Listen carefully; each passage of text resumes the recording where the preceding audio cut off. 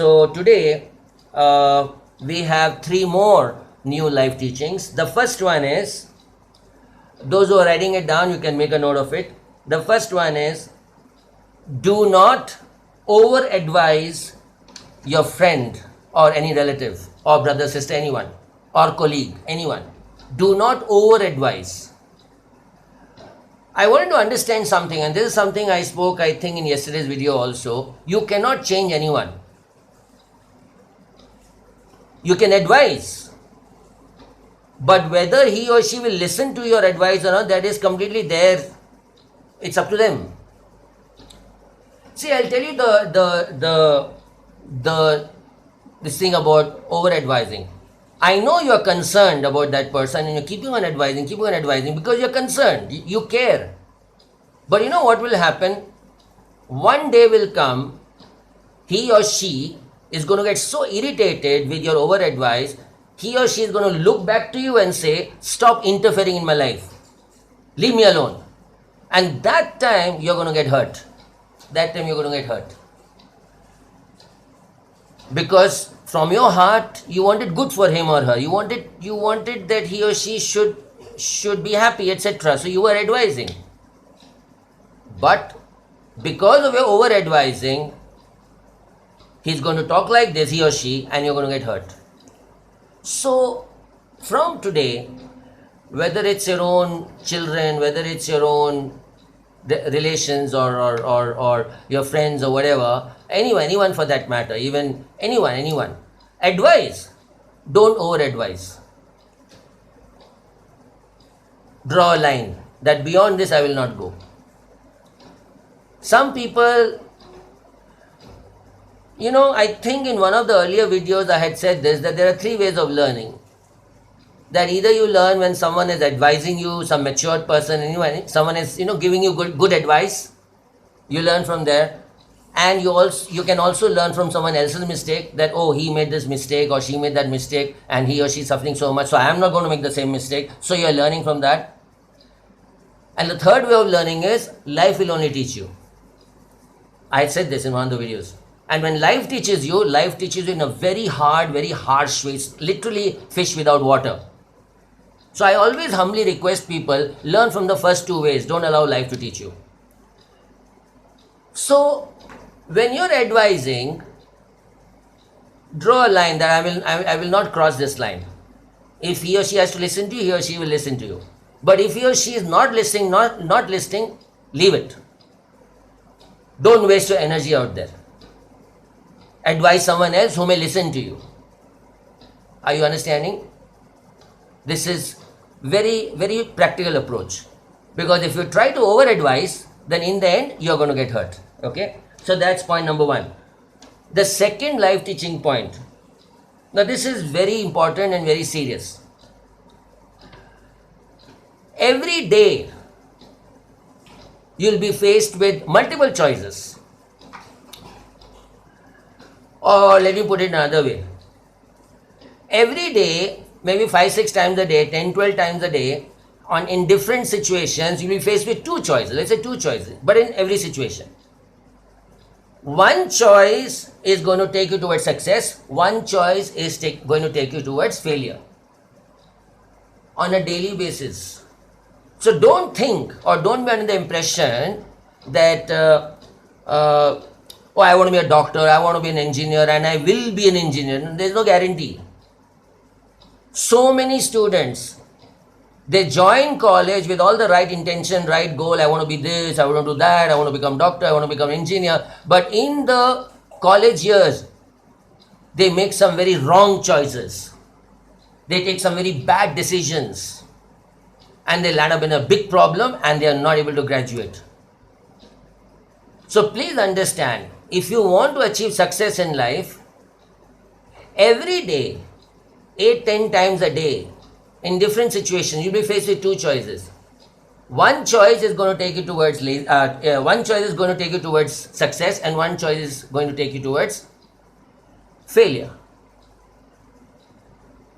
Make the right choices. If you want help, take help. Talk to me, I'll help you. But make the right choices. Because the choices you make on a daily basis, the decisions you take on a daily basis is paving your destiny, good or bad. Take for example, let's say I'm very lazy. I've given this example in classrooms, in colleges, so all the students who are watching me, you must be remembering when I said this in the class. Suppose I'm very lazy, I put the alarm at 5 in the morning. The alarm rang. Alarm will always ring. Alarm will always ring. Alarm rang 5 o'clock. But you are still sleeping. You snooze the alarm, knowing 15 minutes, then half an hour. That is laziness. That is laziness. Work on that. I'll give you my example. I always try to give my own example, what I practice, and that's what I preach. What I do? It's not been just recently. I'm doing it for the last 10 years. If I put the alarm, whether it's 3 in the morning, 2 in the morning, 5 in the morning, whatever, when the alarm rings, I just get up. I just get up, get out of sleep, get up and sit on the bed. I won't even lie down on the bed even for 1 minute. Alarm rang next to my ear on the mobile phone. Suppose it's ringing, I'll just wake up and I'll get up and I'll sit on the bed. Probably on the bed I'll be there for 10-15 seconds. Then I'll get out of bed and then go to the washroom or whatever. And this suggestion I've given to so many people, so many students. Work on it. Please understand, good or bad habit is formed with practice. From tomorrow, work on this. If you do it 2, 3, 4 times, it will become a good habit. Put the alarm. When the alarm rings, just wake up and get up. You don't have to get out of bed. Just sit on the bed. Just rub your eyes for a few seconds. Then you get out of bed. And then you do your everyday chores or whatever it is. So that's a choice. Either I'm going to follow this laziness path, which is going to take me towards failure, or I'm going to be active. Time management is good, everything is good. That's going to take you towards success. Yes, it's as small a thing like that. It may look to you, it may look small to you. It's not small. Most of the people in the world, they are facing a big problem with time management. But that's another topic altogether. Work on it. Work on it. Any other example? Any other example? Make the right choices. Make the right choices. And if you are confused about any choice, whether it's right or wrong, you get in touch with me, talk to me, I'll tell you. Make the right choices. Are you understanding? Your friend is asking you to, let's take another example. Your friend is asking you to do something. Your heart is saying, don't do it, don't do it, Your heart is saying, your conscience is saying, don't do it. Learn to say no. That's the right choice. Many people in the world are not able to say no. Because they think if I say no, he'll get hurt, she'll get hurt. And then to please him or her, I do it. And then I feel all guilty about it. And then I only land in a problem. Why I could not say no? In my YouTube channel, where this video is also going to get uploaded, there are 2 more videos called Assertiveness Part 1, Assertiveness Part 2, which is the leadership quality. Learn to be assertive. Learning to say no is being assertive. So again, there is a choice there. My friend is asking me to do something. I know it's wrong. I should not do it. Learn to say no. That's the right choice. And you are being strong. You are being assertive. That's the right choice. But even if your heart is saying it's wrong, but you're not able to say no, and you say yes to your friend and you do it just to please him or her, that's a wrong choice. And sometimes those kind of wrong choices can land you in a big problem. I hope you're getting it. So please understand this, and this was the second point. Every day you're going to be faced with choices in different situations. One choice, if you make a good choice, is going to take you towards success. One choice, that is, if you take a bad choice, is going to take you towards failure. So be very, very careful of the choices you're making on a daily basis. Okay? So that's the second point. Now the third and final point. Very important. especially in relationships. Now, this relationships is not just husband-wife, it can be husband-wife, it can be husband-wife, it can be girlfriend-boyfriend, it can be brother-sister, it can be parents-children, any kind of relationship. Do not be possessive about the other. Do not be possessive about the other. Many of you, through counseling, I've heard, you've told me, let's say you are in a relationship and you've told me that, he's very possessive or she's very possessive of me. I think he cares for me or she cares for me. That is not caring.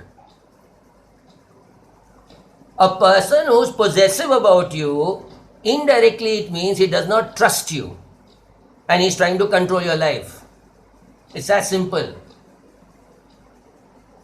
And that relationship either will be filled with problems or it will not last long. Because when someone is possessive about me and trying to control me, I don't have that breathing space. I'm feeling like, suffocated. That relationship won't last long. Or even if it lasts, it's going to be filled with problems. Learn to give space. Learn to give breathing space. And learn to trust the other person. It can be any relationship. Any relationship which is built on trust is going to last long. And that is a quality relationship.